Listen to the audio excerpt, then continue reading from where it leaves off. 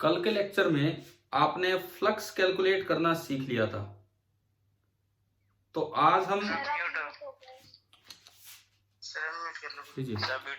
कल के लेक्चर में हमने फ्लक्स कैलकुलेट करना सीख लिया था और आज हम उससे आगे बढ़ेंगे। तो आपको पता ही अगली स्टेज क्या है, फ्लक्स कैलकुलेशन के बाद क्या पढ़ना हमें? Gauss law, Gauss theorem. हाँ, और बहुत ही ज्यादा बेसिक रूल है, जैसा कूलम्स लॉ है वैसा ही गॉस लॉ है, बिल्कुल उसी टाइप का। अच्छा, एक मैंने आपको असाइनमेंट भी आज डाल दिया है, देखा है आपने आपके ग्रुप पे? CPP number 16, that is completely on flux and Gauss law. 15 सवाल है उस पे। जो अगला असाइनमेंट मिलेगा शायद कल मिल जाए, तो उसमें आपको नीचे एडिशनल होमवर्क भी मिलेगा, ठीक है? अगला जो आपका काम होगा, जो कल आपको मिलेगा, उसमें एडिशनल होमवर्क भी साथ में होगा। और क्योंकि अब अगले टेस्ट में आपके फ्लक्स आ रहा है, पोटेंशियल से ज्यादा हमारा डिस्कशन फ्लक्स की तरफ जाना चाहिए। आज जो शाम की डिस्कशन क्लास होगी वो हम ये लगा लो कि पोटेंशियल पे लास्ट डिस्कशन क्लास ले रहे हैं। आज अपने एचसीवी एनसीईआरटी से कोई डाउट्स हो, इन शॉर्ट आप फटाफट डिस्कस करवाएंगे, ठीक है? समझ आ गई ये बात? जो पिछला फोन इंटरचेंज कर दिए क्या? हाँ यार, वो कई देर में वैसे ही भूल गया मैं, काफी देर हो गई थी, कभी वो लगा रहे कभी वो लगा रहे। तो कोई नहीं, चलो अब तो इसमें स्टार्ट कर दिया, ध्यान नहीं रहा, चलने देते हैं। लेकिन ये है कि शाम को जो क्लास होगी अपना पोटेंशियल का डिस्कशन कंप्लीट कीजिए, और ताकि कल से जो डिस्कशन क्लास है उसमें हम कंप्लीटली गॉस लॉ का डिस्कशन ले सकें। एक तो आज का असाइनमेंट, एक कल का असाइनमेंट, एक उसका एडिशनल होमवर्क, वो कल से स्टार्ट करेंगे, आज पोटेंशियल पे।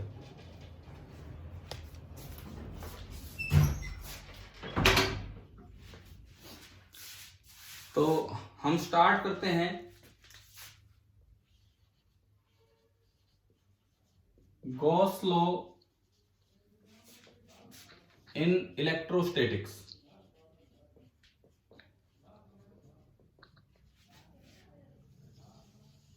ये हमारा टॉपिक है, गॉस लॉ इन इलेक्ट्रोस्टैटिक्स।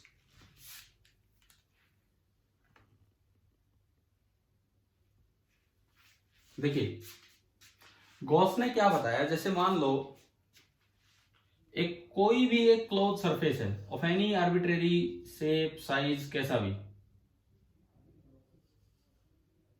ये कोई भी एक क्लोज्ड सरफेस है। सबसे पहली बात तो ये, और आसपास कई चार्ज रखे हुए हैं। सरफेस इस तरह चूज करनी है कि कोशिश करेंगे सरफेस किसी चार्ज से पास ना हो। कुछ चार्ज इसके अंदर रखे हैं, Q1 Q2 up to Qn, they may be positive negative anything. और कुछ चार्ज इससे बाहर रखे हैं, उनको मैं कैपिटल से डिनोट कर रहा हूं, Q1 Q2 up to Qn। ये हैं, बहुत सारे चार्जेज हो गए हैं हमारे पास। और अब मुझे इस क्लोज सरफेस में से फ्लक्स निकालना हो, तो तरीका तो ये होता है कि आप इस क्लोज सरफेस पे कोई भी एक अपनी तरफ से एक छोटा सा एरिया मानेंगे, या आपने इस पे एरिया माना,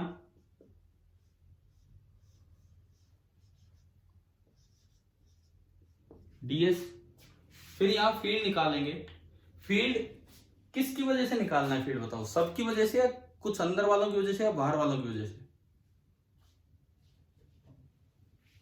हाँ जी, फील्ड सबकी वजह से। ये और ये जितने भी हैं, मुझे नहीं पता किधर होगा, मैंने माना कि लेट द फील्ड इधर है, और ये है E net due to all, अंदर बाहर सबकी वजह से।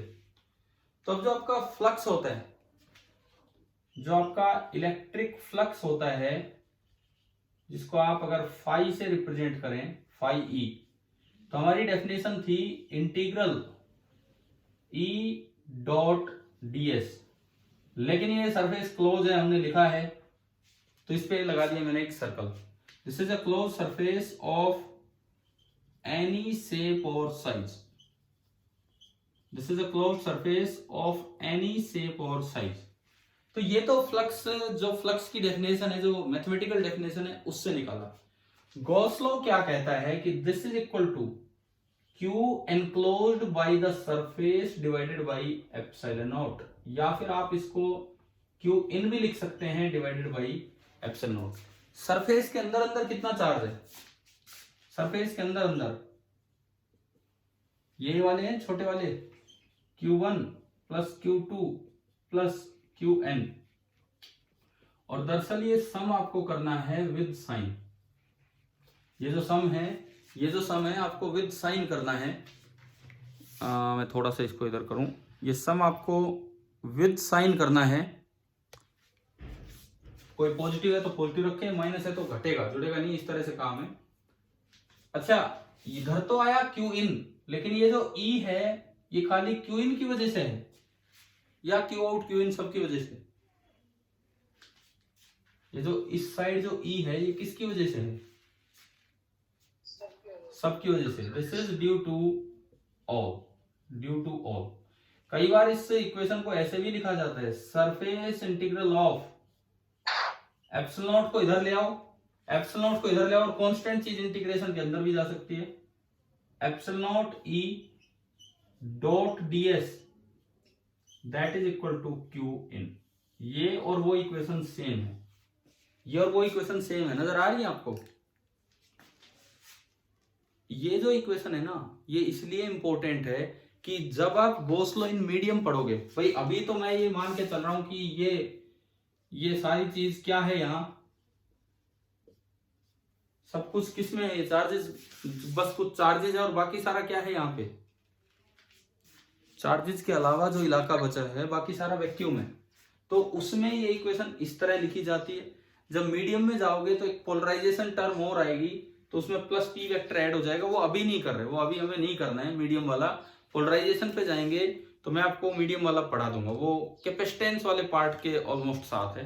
अभी हम केवल गॉस लॉ वैक्यूम में पढ़ेंगे, किसी मीडियम को नहीं इंक्लूड करेंगे, यहाँ पे पोलराइजेशन को इंक्लूड नहीं करेंगे, ठीक है? तो आपके लिए इससे ज्यादा यूजफुल ये वाली फॉर्म होगी, ये वाली फॉर्म। वो फॉर्म मैंने कहा यूजफुल तब होती है जब एक मीडियम और आ जाए, तो देखते हैं उसमें क्या चेंज होता है क्या नहीं। फिलहाल आपके लिए ये फॉर्म यूजफुल है कि भाई फ्लक्स हम दो तरीके से निकाल सकते हैं, एक तो मैथमेटिकल डेफिनेशन, और एक क्लोज सरफेस में से अगर निकालना हो तो गॉस लॉ से ऐसे निकलती है। आप बताओ क्या है गॉस थ्योरम, क्या ये समझ आ गया है? ठीक है, गॉस थ्योरम क्या है। और दूसरी बात, this is valid if Coulomb's law is applicable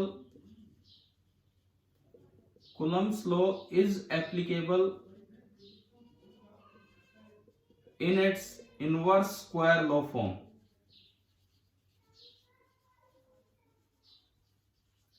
If Coulomb's law is applicable in its inverse square law form, हम पढ़ते हैं कि Coulomb's law में फोर्स लगता है या E आता है, वो inversely proportional to R square है, वो होगा तो ये फॉर्म वैलिड है। एक्चुअली वो हाइपोथेटिकल सवाल है, अगर Coulomb's law square inverse square law को फॉर्म से अलग हो जाए तो फिर ये गॉस लॉ ऐसे नहीं लगेगा। क्यों नहीं लगेगा, एक छोटे से एग्जांपल से भी समझ आ जाएगा। पहले आप ये बताओ कि आपने गॉस लॉ नोट कर लिया है?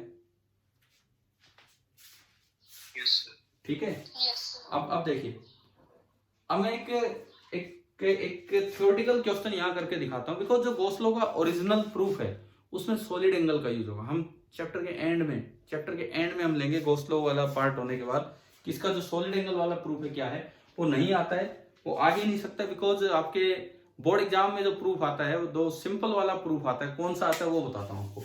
गॉस लॉ तो कैसी ही शेप का हो सबके लिए वैलिड है, अंदर चार्ज हो बाहर हो कितने ही चार्ज हो सबके लिए वैलिड है।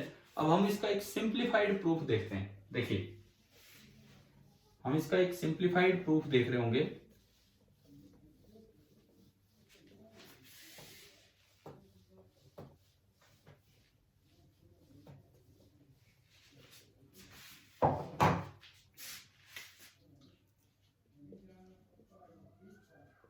सिंप्लीफाइड प्रूफ को यूं भी बोल देते हैं Gauss law for a spherical surface, जबकि उसमें तो था कि आप कैसी भी सरफेस ले सकते हैं। Gauss law for a spherical surface and an isolated charge, और बस एक ही चार्ज लेना है, जबकि उसमें तो था n अंदर और n बाहर, आप कितने भी ले सकते हैं। तो हम ये एक बहुत ही आसान सा प्रूफ देखेंगे, बोर्ड एग्जाम के लिए ये इंपॉर्टेंट है, ये आ सकता है आपके 2 से 3 नंबर में। देखिए क्या है, सबसे पहले तो अजम्पशंस। सबसे पहले हम इस लॉ की अपनी अजम्पशंस देखें, इस लॉ की अपनी अजम्पशंस देखें। क्या अजम्पशन है, सुनिए। पहली अजम्पशन, गॉसियन सरफेस मतलब वो क्लोज सरफेस जिसपे आप गॉस लॉ लगा रहे होते हैं, जिसपे से फ्लक्स निकाल रहे होते हैं, गॉसियन सरफेस इज स्फेरिकल। पहली अजम्पशन ये। दूसरी assumption, there is only a single charge, there is only a single charge which is placed at the center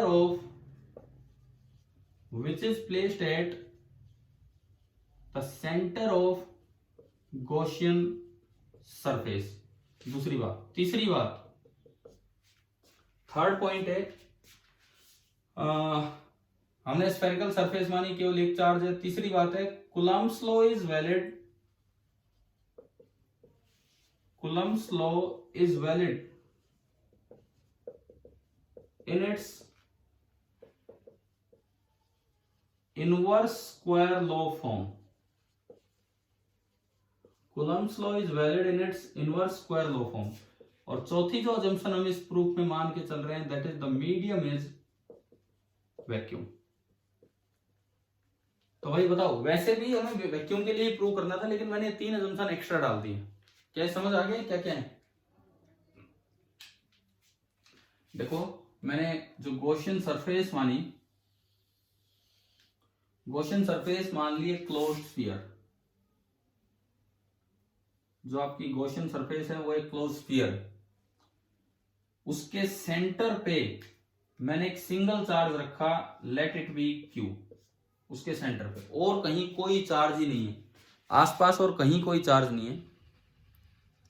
ठीक है। स्फीयर का रेडियस सपोज r है।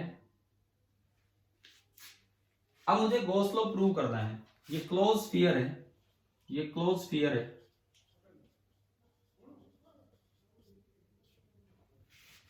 ये क्लोज स्फीयर है। अब देखिए, अब अगर मुझे बाय डेफिनेशन जाना हो, फ्लक्स कैसे निकालें? बाय डेफिनेशन,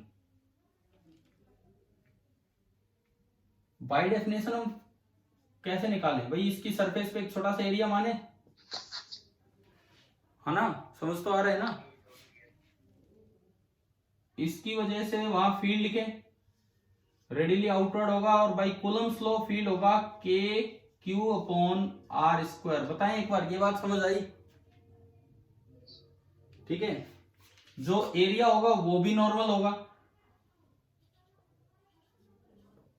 एरिया भी नॉर्मल होगा। कितना होगा? ds। एरिया जो है वो भी आपका ds होगा। अब अगर मैं फ्लक्स बाय डेफिनेशन स्टार्ट करूं, तो close integral E dot ds। बताओ जी भाई, E और ds के बीच में एंगल कितना है? 0 डिग्री, क्योंकि आपने चार्ज सेंटर पे रख दिया। E का magnitude K Q by R square, ds का मैग्नीट्यूड ds कोस 0 डिग्री। नीचे विजिबल है ना बोर्ड? मैं देख लूं एक बार। हाँ, दिख तो रहा है आपको। कोस 0 1, के और क्यू और आर स्क्वायर तो कॉमन आ गया, और कोस 0 1 ये बना सरफेस इंटीग्रल ऑफ ds। और देखो इस पे वेक्टर नहीं लगाया। अगर वेक्टर लगा होता तो सरफेस इंटीग्रल क्लोज सरफेस का 0 हो जाता, हमने पढ़ा था। वेक्टर नहीं लगाया तो वो बनेगा total surface area. Total surface area कितना होता है? Total surface area 4 pi R square. R square से आर स्क्वायर गया, के को मैंने लिखा 1/4 पाई एप्सिलॉन नॉट, क्यू और ये 4 पाई से 4 पाई और क्यू बाई एप्सिलॉन। बताओ ये प्रूव हो गया कि नहीं गॉस लॉ? ये हमने प्रूव नहीं किया, ये हमने वेरीफाई किया है एक आसान केस के लिए। हमने तो यूं मान लिया एक ही चार्ज है और चार्ज ही नहीं है। जबकि अगर इसको भी साइड में कर देते हैं तो इंटीग्रेशन मुश्किल हो जाता। हमने तो यूं मान लिया कि सरफेस स्फेरिकल है, जबकि जरूरी नहीं हो स्फेरिकल हो, कैसी भी क्लोज होनी चाहिए। लेकिन आपको इस केस के लिए तो समझ आ गया है ना, ठीक है।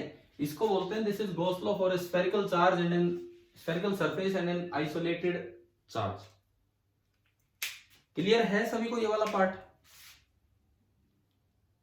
ठीक है सर अगर कोई इरेगुलर सरफेस हो तो? मैंने फिर वही बोला, मैंने शुरू में ही बोला, हम केवल एक पर्टिकुलर केस के लिए वेरीफाई कर रहे हैं। एक इरेगुलर सरफेस, अंदर कई चार्ज बाहर कई चार्ज, इसके लिए हम प्रूव करेंगे। वो हमारे लिए लीस्ट इंपॉर्टेंट काम है, तो इसलिए हम उसको प्रूव करेंगे एंड में, जब हम गोसलो वाले पार्ट को खत्म कर रहे होंगे उसमें प्रूव करेंगे हम। वो ना हमसे कहीं पूछे जाना, उसमें सॉलिड एंगल का यूज है, करेंगे लास्ट में करेंगे प्रूव। समझ आ गया है? ठीक है। अभी वो वाला काम जो बोर्ड में आ भी सकता है, ये वाला आपका प्रूफ। और देखो, अगर कूलम्स लॉ में इनवर्स स्क्वायर फॉर्म नहीं होती तो क्या ये आर कटता? इंटीग्रल डीएस में तो 4 पाई आर स्क्वायर ही आना है, जबकि इसमें अगर इनवर्स स्क्वायर लॉ नहीं आती तो आर स्क्वायर से आर स्क्वायर कैंसिल नहीं होता और गॉस लॉ इस तरह से नहीं बन पाता। तो ये भी एक सवाल पूछा जा सकता है कि इनवर्स स्क्वायर लॉ ना हो तो क्या कूलम्स लॉ फॉलो करवाएगा गॉस लॉ? तो वो नहीं करवाएगा। ठीक है भाई, समझ आ गया ये यहां तक? Yes sir. ठीक है, एक सेकेंड आप नोट कीजिए, मैं 1 मिनट में आप नोट कीजिए।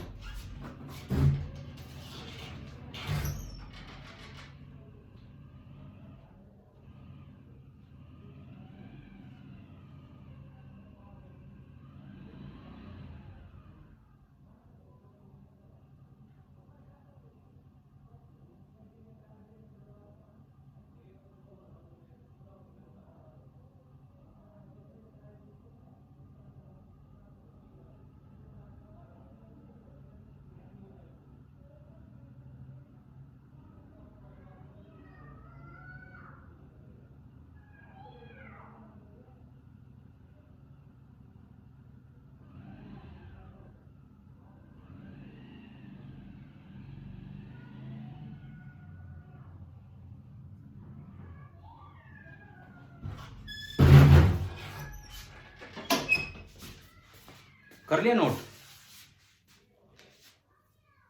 हो गया भाई, नोट हो गए? Yes sir. ठीक है। एक ना इतना, वैसे हाँ एरिया बताओ वेक्टर क्या? होती है वैसे वॉल्यूम, दोबारा बोलो क्या? जैसे एरिया वेक्टर होता है वैसे वॉल्यूम ना, वॉल्यूम स्केलर होता है। डीवी कहीं हम बनाएंगे वो स्केलर होगा। डीएल लेंथ वेक्टर होती है, डीएस एरिया वेक्टर होता है, डीवी वॉल्यूम स्केलर होता है। ठीक है, ठीक है, आगे समझ। डीएल लेंथ एक वेक्टर, डीएस एरिया एक वेक्टर, डीवी वॉल्यूम एक स्केलर होता है। चलो तो मैं गॉस लॉ अप्लाई करना स्टार्ट करूं आगे। एक मैं अभी कहाँ गया था, बाहर ना एक बड़ा सा छत्ता लगा हुआ है। छत्ता किसका? एक तो होती है छोटी मधुमक्खी, एक वो आपने बड़ी वाली देखी? Yes sir. तो भाई बड़ी वाली मधुमक्खी का बड़ा सा छत्ता लगा हुआ है बाहर कहीं, मतलब हमारे घर के बगल में। तो कल मैं भी बन गया शेर खान, मैंने कहा मैं तोड़ता हूँ इसे। वो जैसे भी धुआं वगैरह की कुछ नहीं हुआ, उनके बगल में एक छोटी मधुमक्खी का छत्ता था, वो गायब हो गया, लेकिन इनके कोई फर्क ही नहीं पड़ा। फिर मैंने एक पाइप लिया बड़ी मुश्किल से, तो वो पाइप उठाया, साथ में पहलवान नहीं और पाइप काफी भारी, और मैंने क्या किया, वो पाइप सीधा उसमें दे मारा, उससे कुछ नहीं हुआ, वो पाइप ढंग से टिका ही नहीं, और उससे मेरे ऊपर मक्खियों ने अटैक कर दिया। और मैंने सुना है कि ये मक्खियां बड़ी खतरनाक होती हैं, चिपक जाती हैं इस तरह से। जैसे तैसे करके निकल लिया, लेकिन 1-2 मक्खियां घुस गई थी और खा गई भाई इधर। तो अभी मैं वही देखने गया था, कोई बुलाया है, कोई एक्सपर्ट बुलाया है छत्ता तोड़ने वाला। तो भाई ऐसे रिस्क नहीं लेने चाहिए जिस चीज का ज्ञान ही ना हो। चले हम आगे बढ़ते हैं।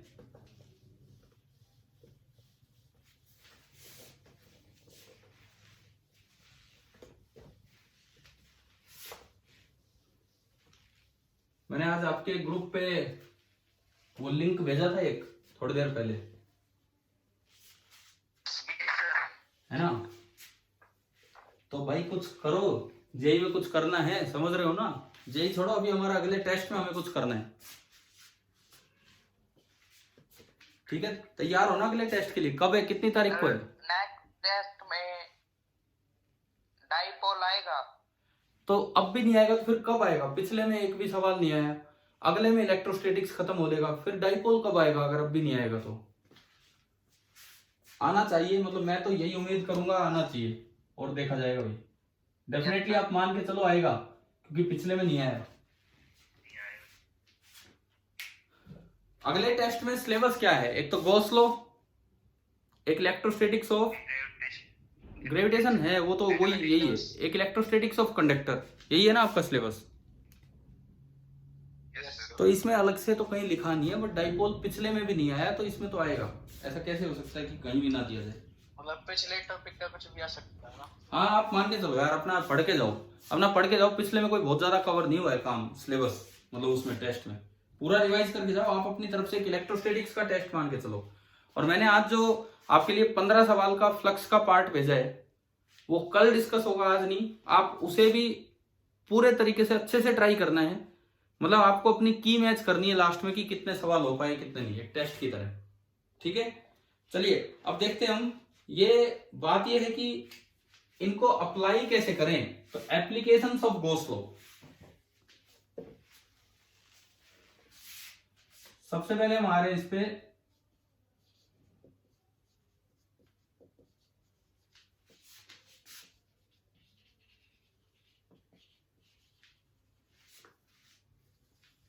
Applications of Gauss law.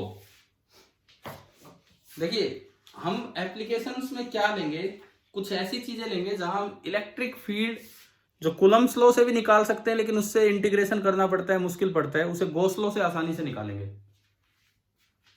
किस चीज में एप्लीकेशन ले रहे हैं इसकी? To find E, electric field intensity निकालने में इसकी एप्लीकेशन देख रहे हैं गॉस लॉ की, ई निकालने में।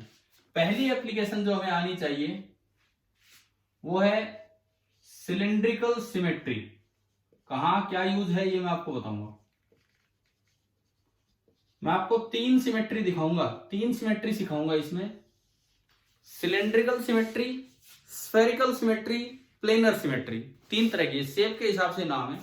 सबसे पहले मैं आपको सिलिंड्रिकल सिमेट्री बता रहा हूं, शेप के हिसाब से सिलिंड्रिकल सिमेट्री का क्या मतलब है। और इसमें हम निकालेंगे E due to a long charge wire. एक स्ट्रेट वायर होगी, हमने कूलम्स लॉ से भी निकाल रखा है। क्या आपको याद है कि अगर एक लैम्डा चार्ज डेंसिटी वाली वायर होती है, r डिस्टेंस दूर उसका फील्ड होता है 2k लैम्डा बाई r। बताओ याद है ना ये 2k लैम्डा बाई r? हाँ तो वो वाला पार्ट हम करेंगे अभी, देखते हैं। लेकिन वो कूलम्स लॉ से नहीं, गॉस लॉ से। मान लीजिए ये एक वायर है और लैम्डा हमें दी गई है। इस वायर की लीनियर चार्ज डेंसिटी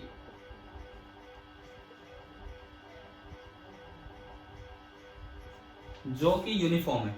लैम्डा दी गई है लीनियर चार्ज डेंसिटी जो कि यूनिफॉर्म है। और सपोज मुझे इसकी वजह से r डिस्टेंस दूर फील्ड निकालना है। ये मेरा फील्ड पॉइंट है, मुझे यहां ढूंढना है कि E क्या हो। आप कूलम्स लॉ से फॉर्मूला जानते हैं, कितना E होगा, कितना E होगा यहाँ पे बताओ। मैं बता चुका, 2k लैम्डा बाई r। लेकिन उसे गॉस लॉ से प्रूव करना है, बिकॉज आपके सीबीएसई एग्जाम अगर कोरोना काल ऐसे नहीं चलता रहा तो आपको सीबीएसई पेपर भी देने हैं और उनमें भी तो ये पूरे 3 से 5 नंबर में आते हैं काम। तो देखो सबसे पहले गॉस लॉ क्या कहता है, आप एक गॉसियन सरफेस बनाओ। पहली बात गॉसियन सरफेस उस पॉइंट से पास होनी चाहिए जहां आपको फील्ड निकालना है। गॉसियन सरफेस उस पॉइंट से पास होनी चाहिए जहां आपको फील्ड निकालना है। दूसरी बात, गॉसियन सरफेस आपके गिवन चार्ज के अबाउट सिमेट्रिकल होनी चाहिए, नहीं तो आप ई कैलकुलेट नहीं कर पाओगे। गॉस लॉ लगा दोगे लेकिन ई कैलकुलेट नहीं कर पाओगे। पहली बात, जिस पॉइंट पे ई निकालना है वहां से गॉसियन सरफेस पास हो।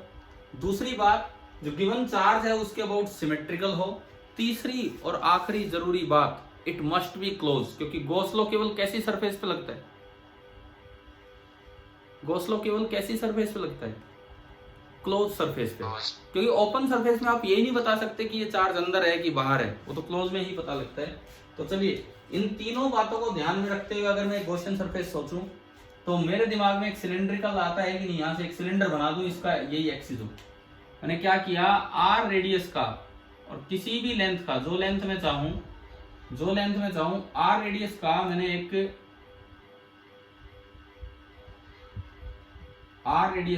एक सिलेंडर बना लिया।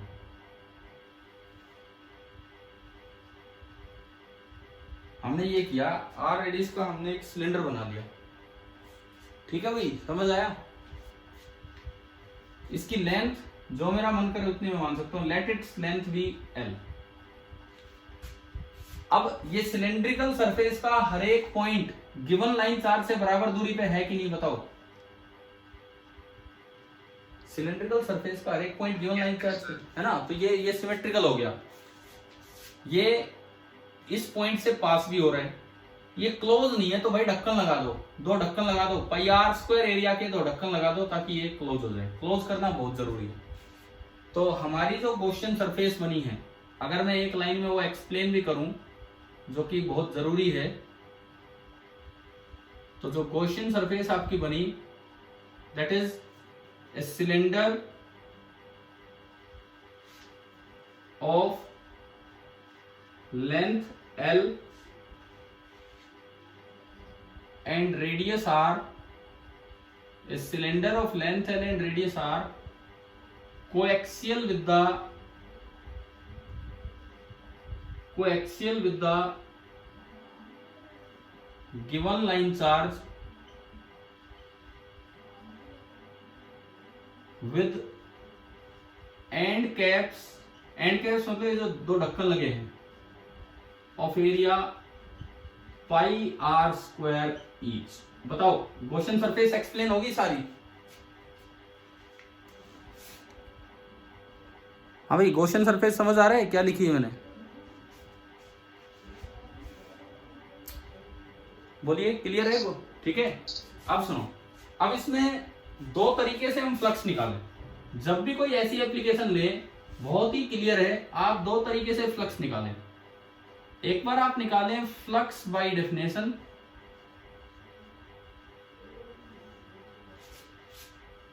और एक बार आप निकालें फ्लक्स बाय गॉस लॉ। और चाहे अलग अलग तरीकों से निकालो, फ्लक्स तो सेम ही होगा, तो उन्हें इक्वेट कर दें और उससे ई निकल के आएगा। सबसे पहले मैं निकालता हूं flux by definition. By definition अगर मैं फ्लक्स निकालूं तो ये पूरी क्लोज सरफेस है और ये बनेगा सरफेस इंटीग्रल ऑफ ई, यानी कि ई डॉट डीएस। लेकिन इसमें क्या है, एक तो कर्व्ड सरफेस है और 2 फ्लैट सरफेस है। तो आप इस फ्लक्स को ऐसे ब्रेक कर लो, integral E dot DS over curved surface plus integral E dot DS over flat surface. ये 2 ऊपर नीचे फ्लैट और साइड वाला कर्व है। मैंने इस क्लोज सरफेस को 2 ओपन पार्ट्स में ब्रेक कर दिया। बताओ एक बार, ये पार्ट आया समझ, ये मैंने क्या बनाया है? ठीक है, ठीक है। अब देखो, अब हम देखते हैं कि कैसे। पहले कर्व वाला देखते हैं। सपोज मैंने यहां एक एरिया बनाया, ऐसे बनेगा एरिया कर्व सरफेस पे बिल्कुल यूं, और जो एरिया बनेगा वो बाहर की तरफ बनेगा, जो डीएस बनेगा वो बाहर की तरफ बनेगा। और जो ई है, positive charge radially outward field फैलाता है, कुछ नहीं पता पॉजिटिव मानो, तो जो आपका ई बनेगा, जो हमें ई यहां निकालना है, इसीलिए गॉसियन सरफेस उस पॉइंट से पास होनी चाहिए, नहीं तो उस पॉइंट का ई शामिल ही नहीं होगा, वो ई भी इधर की तरफ बना। और इस कर्व्ड सरफेस पे हर जगह ई और डीएस दोनों की जो डायरेक्शन है वो बिल्कुल सेम ही रहनी है। तो अगर मैं इसको आगे बढ़ाऊं तो ये बन रहा है integral E into DS into cos 0 degree. बताओ भाई, पहला पार्ट आया समझ? हाँ जी, फर्स्ट पार्ट क्लियर है? बोलिए। ठीक है, यस सर। फ्लैट में देख के आप डायरेक्ट आंसर दे सकते हैं कि 0 होगा। बताओ क्यों? फ्लैट में 0 होने का कारण क्या है कि आप फ्लैट में कोई भी एक एरिया मानोगे, यहाँ डीएस ऊपर होगा और यहाँ डीएस नीचे होगा और फील्ड है आगे, फील्ड आ गई है तो फील्ड और डीएस के बीच का एंगल कितना बनना है? 90 डिग्री। और डॉट प्रोडक्ट 90 डिग्री में जो डॉट प्रोडक्ट है वो आपका कितना आना है? 0, because E is perpendicular to ds। तो ये आपका 0 ही आया। ठीक है, cos 0 1 होता है, cos 0 1 होता है। अब ये ओनली आपका बचा इंटीग्रल ऑफ E ds। आपकी बुक्स में डबल साइन ना लगा के सिंगल साइन भी लगा देते हैं, नीचे s लिख दो, सिंगल साइन भी बहुत है।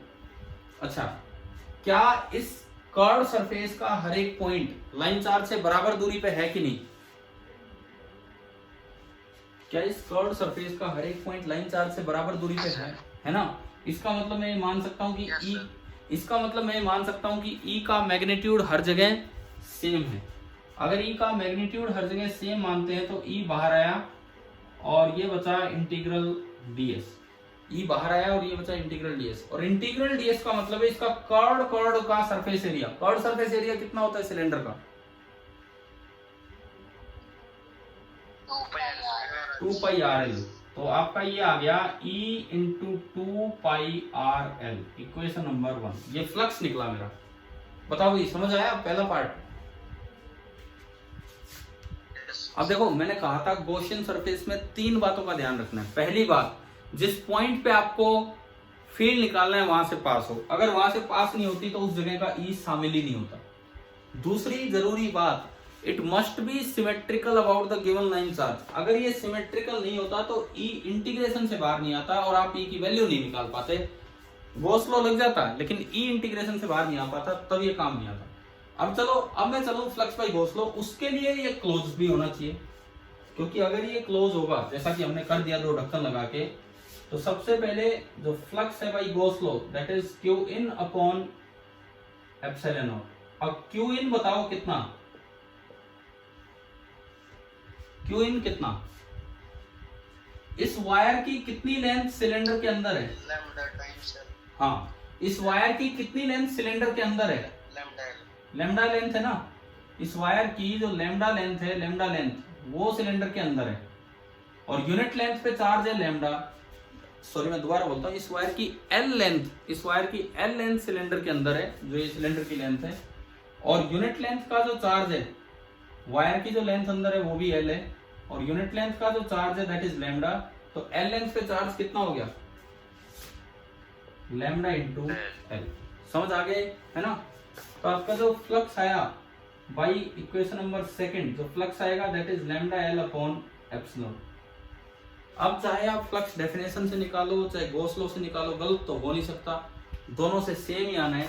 तो आपने इनको इक्वेट किया from equation 1 and 2, from equation 1 and 2 E into 2 pi R L that is equal to lambda L upon epsilon. L से एल गया तो यहां से देखो ना आप E कितना आ गया? Lambda upon 2 pi epsilon naught R. क्या ये वही नहीं है 2 के लैम्डा बाई आर? है ना, वही आ गया 2 के लैम्डा बाई आर। और हमने इसका ग्राफ पहले बना रखा है फील्ड वाले चैप्टर में, इनवर्सली प्रोपोर्शनल टू आर आता है और ये इस तरह का होता है। तो आप ये बताओ, सिलेंड्रिकल सिमेट्री वाली पहली एप्लीकेशन समझ आ गई? ठीक है, हमें गॉस लॉ की 3 एप्लीकेशंस करनी है जो डायरेक्टली हमारे जो स्टैंडर्ड टॉपिक्स हैं, जो सीधे एग्जाम में आते हैं, मतलब प्रूफ भी आ जाते हैं। वो एक सिलेंड्रिकल सिमेट्री वाला जिसमें लाइन चार्ज का है, एक स्फेरिकल सिमेट्री वाला जो मैं अभी आपको बताऊंगा, और एक प्लेनर सिमेट्री वाले जो हम बाद में कर रहे होंगे। लेकिन उन सभी के प्रूफ के फॉर्मूले हम पहले देख चुके हैं। इलेक्ट्रिक फील्ड इंटेंसिटी वाला जब हमने चैप्टर पढ़ा था तो वहां हम ये फॉर्मूले देख चुके हैं। चलिए, पहली एप्लीकेशन होगी, समझ आ गए? ठीक है, अब मैं दूसरी और तीसरी एप्लीकेशन तो कल करवाऊंगा, बिकॉज अभी दूसरी एप्लीकेशन स्टार्ट करने का टाइम नहीं है। मैं बीच में एक और पार्ट आपको करवाता हूं, इसमें एप्लीकेशंस कंटिन्यू करेंगे हम बाद में। ठीक है, अभी 10 मिनट कुछ और पढ़ते हैं। पहली एप्लीकेशन क्लियर होगी है सभी को? भाई लिख तो लिया ना ढंग से, पूरा नोट कर दिए?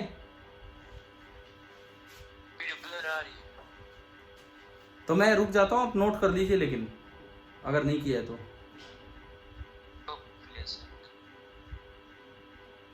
क्या कह रहे हो? नोट तो कर लिया। अच्छा, वीडियो साफ नहीं आ रही क्या? ब्लर है सर थोड़ी। नहीं ब्लर, एक तो ब्लर नेटवर्क की कमी के कारण हो, एक वो कल उस फोन में ली थी आज इस फोन में, उसका डिफरेंस है, क्या है ये? नेटवर्क के कारण है। ठीक है ठीक है।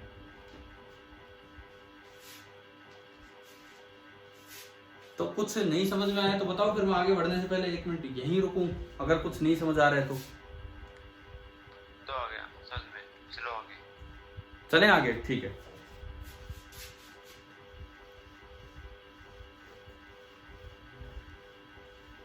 ये हमने पढ़ लिया सिलेंड्रिकल सिमेट्री। और ये ध्यान रखना, ये जो इतने ढंग से आपने प्रूफ वगैरह लिखा है, ये लिखा इसलिए है कि जब सीबीएसई एग्जाम देंगे, बोर्ड एग्जाम या एसएससी, तो उनके लिए एक अच्छे सवाल है जो ये प्रूफ पूछे जाते हैं वहां। अब अगली 2 सिमेट्री बताता हूं मैं आपको, जो अभी नहीं लेके चल रहे, वैसे बताता हूं। नंबर 2 आपकी रहेगी स्फेरिकल सिमेट्री, जिसमें हम फ्लक्स फील्ड निकालेंगे एक सेल का और एक बार सॉलिड स्फीयर का। क्या दोनों के फील्ड के फॉर्मूले हमने पढ़े हुए हैं क्या? पहले सेल का पढ़ा हुआ है, सेल थ्योरम। अंदर तो 0 होता है और बाहर ऐसे होता है जैसे सारा चार्ज समेट के आपने कहाँ रख दिया, उसके सेंटर पे। और सॉलिड स्फीयर में बाहर तो वैसा ही होता है जैसा सेल का होता है, और अंदर वो डायरेक्टली प्रोपोर्शनल टू आर होता है, K cube by capital R cube into small R. याद है वो फॉर्मूले? ठीक है, तो वो तो हम लेंगे इसमें, कल लेंगे वो चीज। तो अभी देखो, अभी मैं एप्लीकेशंस के लिए आप एक काम कर सकते हो, आप 2 पेज छोड़ सकते हो, कल लिख लेना उसमें 2 पेज छोड़ सकते हो। एक पूरा पेज स्फेरिकल के लिए और एक पूरा पेज सिलेंड्रिकल के लिए, बहुत रहेगा 2 पेज, इतना सही ना उसके लिए, प्लेनर के लिए 2 पेजेस कल के लिए छोड़ दीजिए, मतलब 4 पेज हो जाएंगे। और अभी मैं आगे बढ़ता हूं। देखिए, सिमेट्रिकल आर्ग्यूमेंट्स,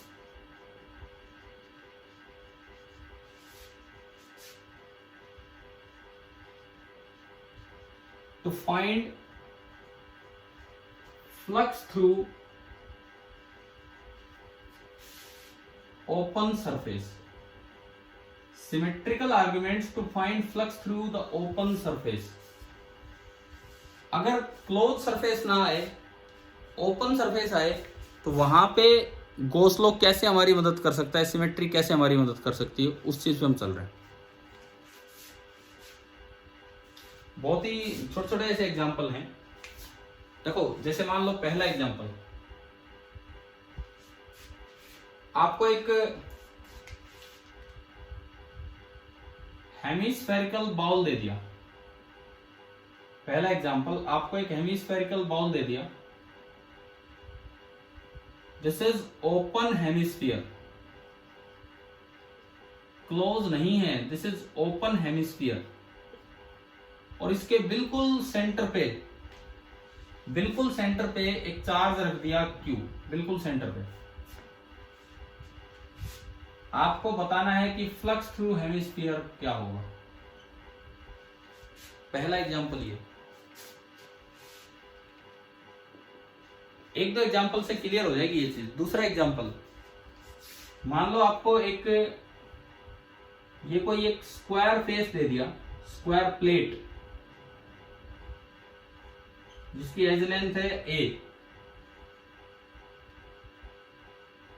ये स्क्वायर है, एज लेंथ है a, और इसके बिल्कुल सेंटर से और इसके प्लेन के परपेंडिकुलर, बिल्कुल सेंटर से और प्लेन के परपेंडिकुलर आप a/2 ऊपर आए और यहां पे एक चार्ज रख दिया Q।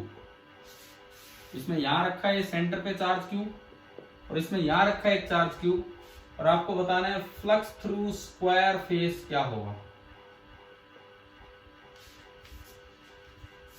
इन 2 एग्जांपल से आपको सिमेट्री आर्गुमेंट्स क्लियर हो जाएंगे कि भाई क्या होते हैं सिमेट्री आर्गुमेंट्स। क्या ओपन सरफेस में गॉस थ्योरम लग सकती है? हाँ जी, क्या ओपन में तो नहीं लगती है, लेकिन वैसे फील्ड निकालें, हो सकता है बड़ा हो जाए। एक आसान तरीका सुनिए, जैसी सरफेस आपको दे रखी है वैसी 2-4 और लगा दो, जितनी लगाओ इतनी लगाओ कि वो क्लोज बन जाए और जो चार्ज है वो बिल्कुल सेंटर पे आ जाए। जैसी सरफेस दे रखी वैसी 2-4 और लगा दो और ऐसे रखो कि वो क्लोज बन जाए और चार्ज बिल्कुल सेंटर पे। तो बताओ इस कटोरे के ऊपर कितने कटोरे और लगाएं कि क्लोज बन जाए और चार्ज सेंटर पे आ जाए? एक और। तो ये है नहीं, ये हमारी इमेजिनेशन है, ये हमारी इमेजिनेशन है, दिस इज इमेजिनरी। अब देखो क्या अब ये पूरा क्लोज स्फीयर बन गया? बन गया ना?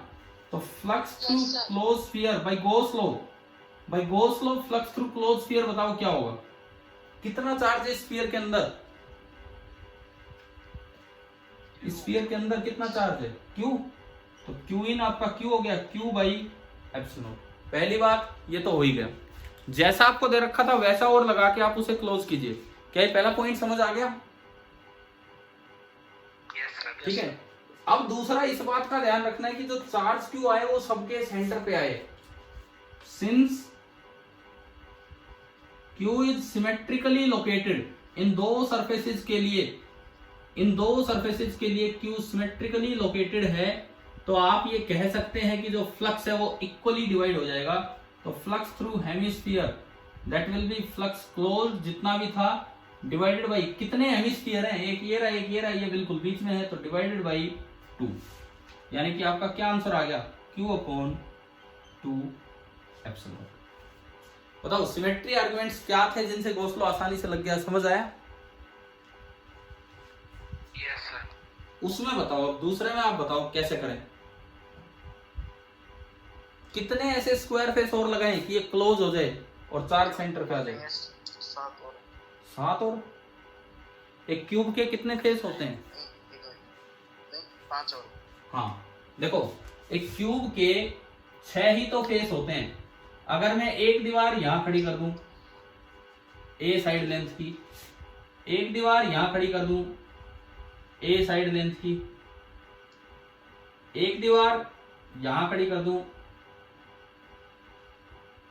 ए साइड लेंथ की, एक पीछे एक इधर, तो क्या ये पूरा क्लोज हो गया कि नहीं? These are imaginary 5 square surfaces। हाँ भी बताओ, ये कंस्ट्रक्शन समझ आई? क्या क्या बनाई हमने? ठीक है।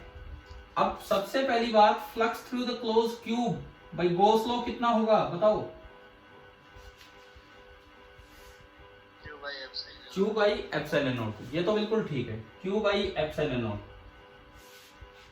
लेकिन अगेन ये जो Q है तो ये क्या? वो बनाइए तो वो काउंट कर रहे हैं। ना भाई, आपने कितने एक्स्ट्रा लगाए हैं? 5 और लगाए हैं। यहाँ पे कितना हेमिस्फीयर लगाया था? इमेजिनरी 1 हेमिस्फीयर, लेकिन टोटल काउंट करने बाद में देखो एक लगाया था, तो एक पहले से था, डिवाइड कितने से किया हमने? यहाँ पिछले में 2 से डिवाइड किया था ना। यहाँ 5 लगाए हैं और एक पहले से है, तो टोटल कितने हो गए? 6 हो गए। और अब ये देखना है क्या ये Q सबके सेंटर पे है कि नहीं? बिल्कुल A/2 हाइट पे है, इस सवाल में दिया है A/2। तो again since Q is symmetrically located, क्योंकि Q सिमेट्रिकली लोकेटेड है, तो जो फ्लक्स थ्रू स्क्वायर होगा that will be flux close में से जितना होगा बराबर बराबर बांट दो। कितने हिस्से हैं ये? 6 हैं, तो 6 में आप डिवाइड कर दो और ये आपका कितना आ गया? Q by 6 epsilon not. तो अब आप बताओ कि आपको सिमेट्री आर्गुमेंट समझ आ गए हैं कि नहीं? Yes sir. ठीक है। देखो आज की इस क्लास में, वैसे तो 15 मिनट लेट स्टार्ट हुआ था, आज की इस क्लास में हमने क्या क्या सीखा आप सुनिए, रिकॉल करते हैं जस्ट 2 मिनट में। आपने गॉस लॉ क्या है वो सीख लिया, उसका एक सिंप्लीफाइड वर्जन ऑफ प्रूफ सीख लिया, जिसमें एक सिंगल चार्ज लेते हैं और एक स्फीयर सरफेस के रूप में ले लेते हैं और चार्ज भी सेंटर पे, सिंप्लीफाइड वर्जन वो सीखा। एग्जैक्ट वर्जन लास्ट में लेंगे। फिर उसकी एप्लीकेशंस पे हम गए कि गॉस लॉ से कैसे फ्लक्स निकाला जाता है, गॉस लॉ से कैसे फील्ड निकाला जाता है। उसमें गॉसियन सरफेस बनाते समय 3 बातों का ध्यान रखा। उस पॉइंट से पास हो जहां फील्ड निकले, गिवन सोर्स चार्ज के अबाउट सिमेट्रिकल हो और क्लोज हो। तो फिर हमने एक एप्लीकेशन की सिलेंड्रिकल सिमेट्री वाली और वो लाइन चार्ज वाली। क्या वो एप्लीकेशन समझ में आ गई? दो तरह से फ्लक्स निकाला, एक बार बाई डेफिनेशन, एक बार बाई गॉस लॉ, और दोनों को इक्वेट कर दिया, ई आ गया। वही सेम फॉर्मूला आगे जो हम पीछे पढ़ के आए, आ गया नहीं समझ? और ये ना, ये आपका जो लॉन्ग लाइन चार्ज वाला मैंने करवाया है, ये एनसीईआरटी चैप्टर 1 की एडिशनल एक्सरसाइज का एक क्वेश्चन भी था, लेकिन वहां कूलम्ब्स लॉ से करना था, इंटीग्रेशन से करवाया था। ये एनसीईआरटी चैप्टर 1 का एडिशनल एक्सरसाइज का 30 के आसपास कोई सवाल था, 29-30 के आसपास, जिसमें यही काम था, लेकिन यहाँ गॉस लॉ से किए वहां वैसे। ठीक है, अब इसकी दो और जो हम प्रिंसिपल्स पढ़ेंगे, सॉरी जो एप्लीकेशंस पढ़ेंगे, कौन कौन सी? एक तो स्फेरिकल सिमेट्री और एक प्लेनर सिमेट्री। ये आने वाली कल की क्लास में। एंड में 10 मिनट बचे थे तो मैंने आपको सिमेट्रिकल आर्गुमेंट बता दिए कि गॉस लॉ का ओपन सरफेस में कैसे यूज हो सकता है। क्लियर है ये वाले सवाल इस टाइप के? ठीक है, ठीक है। तो अब आप अपना असाइनमेंट ट्राई करना, वो तो डिस्कस कल शाम को होगा। और आज हम करते हैं आपका पोटेंशियल रिलेटेड जो भी काम है, HCV का या NCERT का। ठीक है भाई, मिलते हैं शाम को। Thank you.